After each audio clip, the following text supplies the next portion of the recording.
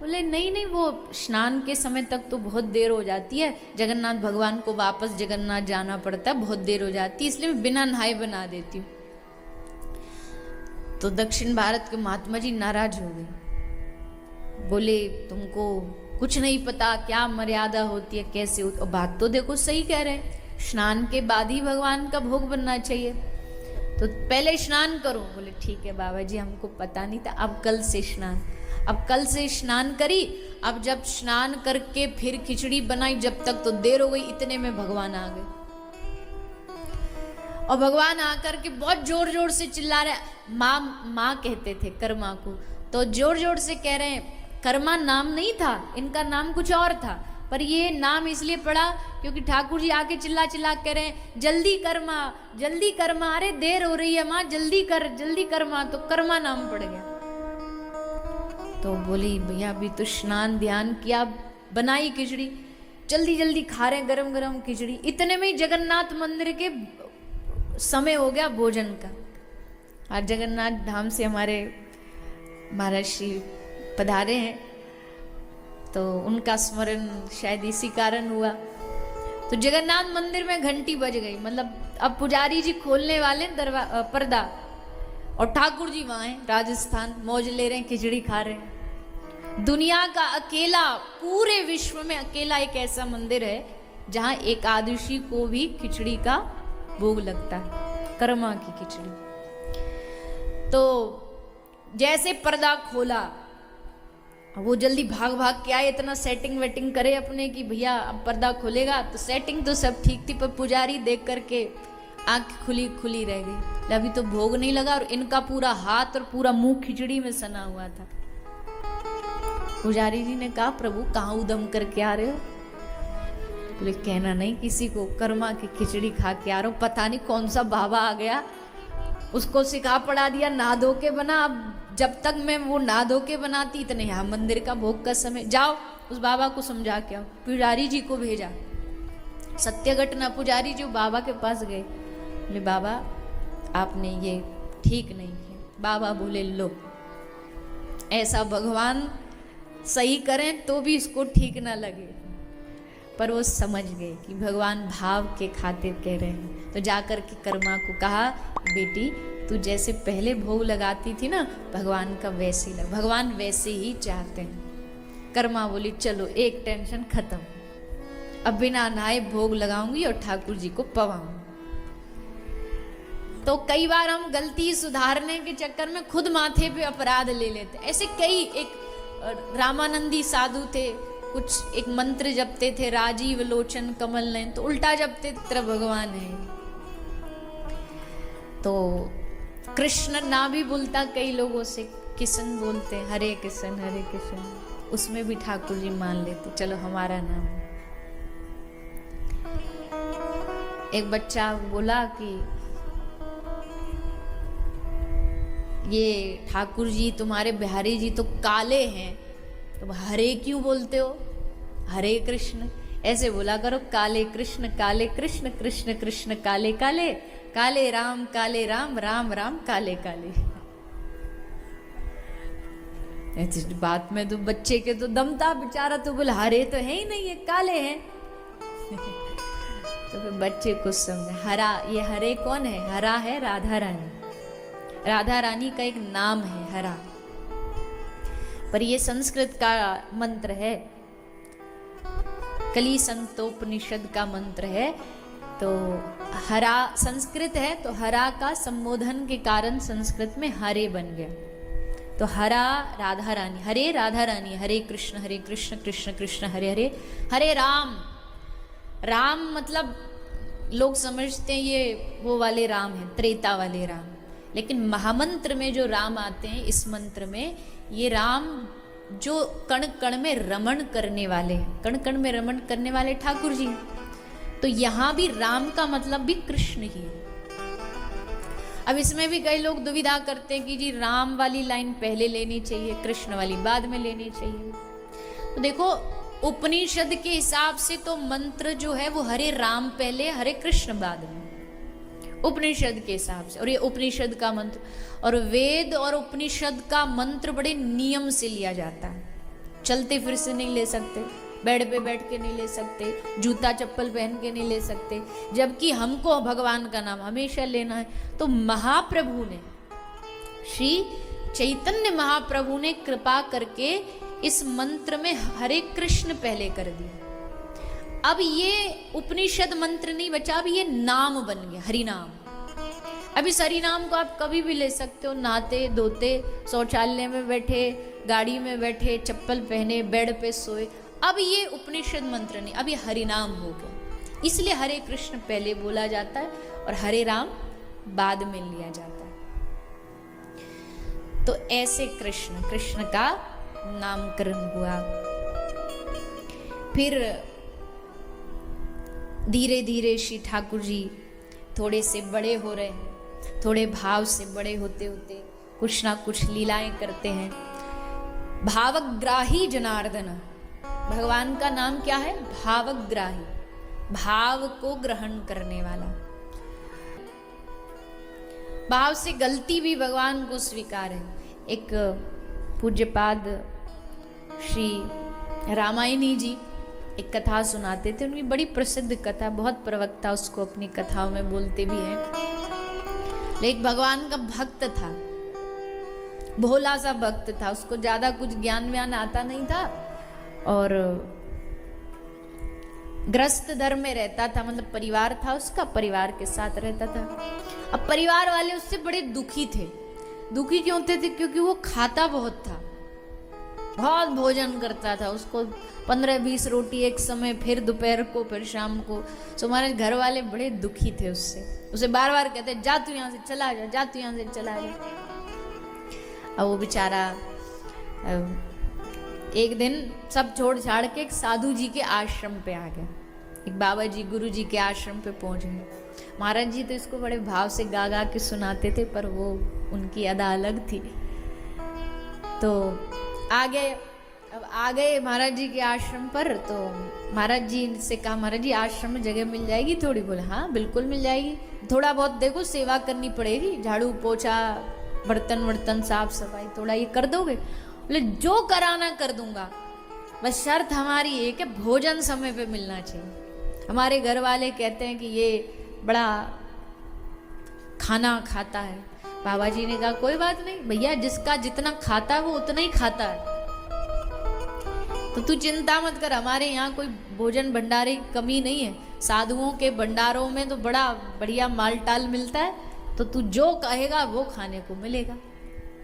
रह गया, अब झाड़ू लगा देता, महाराज जी का चौका लगा देता, बर्तन वर्तन साफ कर देता, रोज भरपूर लड्डू रसगुल्ला रबड़ी सब खाता चकाचक, बढ़िया उसके दिन कट रहे थे। 10-15 दिन हुए। अब जैसे एक दिन जगा, अब रोज सुबह 4 बजे से कढ़ाई चालू हो जाती है आश्रमों में, तो भोजन प्रसादी बनना चालू हो जाती है। आज सबरे चूल्हे बंद पड़े थे, चूल्हे में न लकड़ी न अग्नि कुछ नहीं। तो उसने किसी से पूछा कि जी भैया आज कौन सा ऐसा दिन हड़ताल आ गई जो आज सब कुछ बंद पड़ा है? तो एक बोला भैया जी आज एकादशी है। बोले मतलब एकादशी को आश्रम में भोजन नहीं बनता, सब फलाहार करते। तो भागा भागा गया महाराज जी के पास, गुस्से में बोला महाराज जी हम पहले ही बोले थे आपको, एक ही शर्त है, हमको भोजन मिलना चाहिए, हम फलाहार वाले नहीं, हम फुल आहार वाले हैं, हमको एकदम चकाचक चाहिए पेट भर के।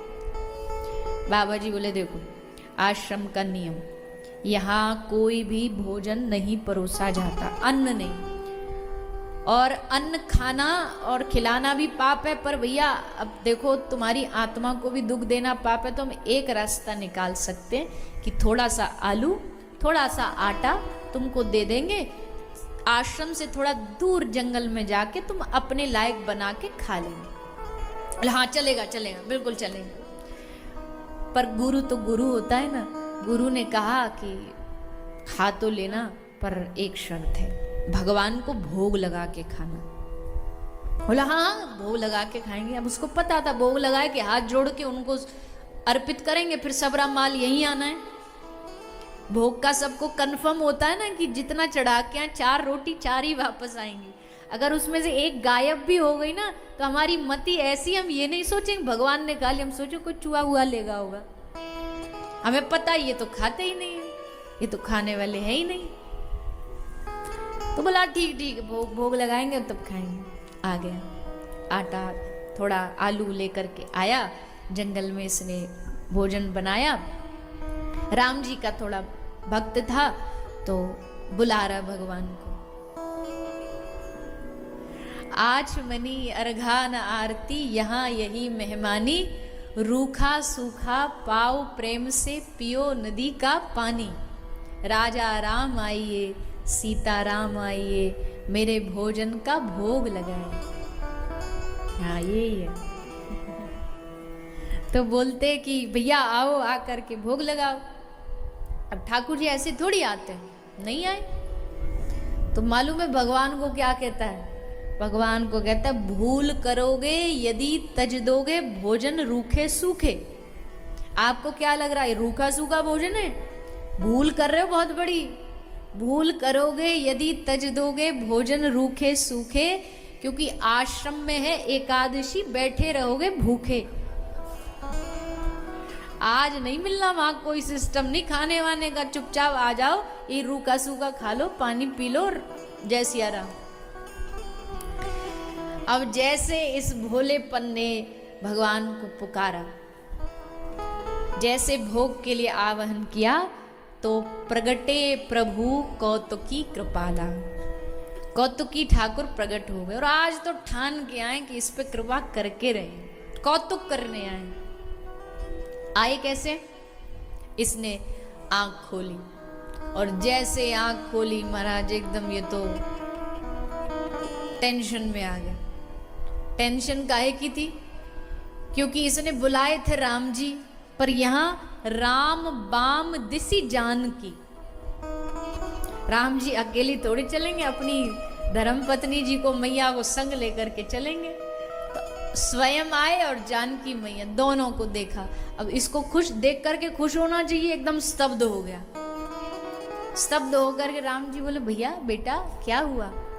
इसने कुछ नहीं पूछा, बस यही पूछा ये श्रीमती जी कौन है? ये जानकी मैया है। अच्छा अच्छा ये भी भोजन खाएंगी? बोले तूने बुलाया है तो खाएंगी। क्यों? जब से तू पुकार रहा था आ जाओ राजा राम आइए, राजा राम आइए, अब आए तो लगाओ। अब इसने बेचारे ने बनाई इस हिसाब से था, एक हम एक राम जी, दो का जुगाड़। अब दोनों की दोनों ये आ गए। जैसे तैसे दिल पे पत्थर रख करके इसने वो भोजन दोनों को समर्पित कर दिया। बेचारा भूखा। वैसे ही एकादशी हो गई। अब अगले एकादशी को बोला ध्यान रखूंगा, 3 का लेके आऊंगा। तो गया गुरुजी। गुरुजी वो तो 2 आ गए थे, तो थोड़ी सी सामग्री बढ़ा दो। गुरुजी को लगा भूखड़ है ये, वैसी पहले भूख भूख करता था, तो इसको थोड़ा सामग्री बढ़ा दी जाए। तो बोला इसको थोड़ा और दे देना, झूठ मूठ नाम ले रहा है, जा ले जा 3 का ले जा। तो ले गया। अब इसने फिर भोजन बनाया, फिर राजा राम आइए सीता राम आइए मेरे भोजन का भोग लगाइए। और आँख खोली कि आज तो हम 3 का भोजन बनाए हैं। और जैसे आँख खोली राम बाम दिसी जान की लखन दाहिनी ओर। अब तो महाराज फिर एकदम बहुत चक्का रह गया। बोले आज ये कौन से भाई साहब को ले आया आप? बोले सचमुच भाई साहब ही है हमारे, भाई साहब ही लगते हैं लक्ष्मण जी। तो 3? बोले हाँ 3। अब 3 का भोजन बेचारे ने जैसे तैसे परोस दिया।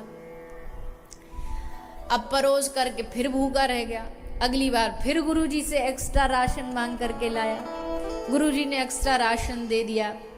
और जैसे राशन दिया, अब क्या सोच रहा है? बोलता आज पहले बुला लेता हूं, फिर बनाऊंगा। इनका कोई भरोसा नहीं, सबरी मंडली लेके आ जाए। और वही हुआ।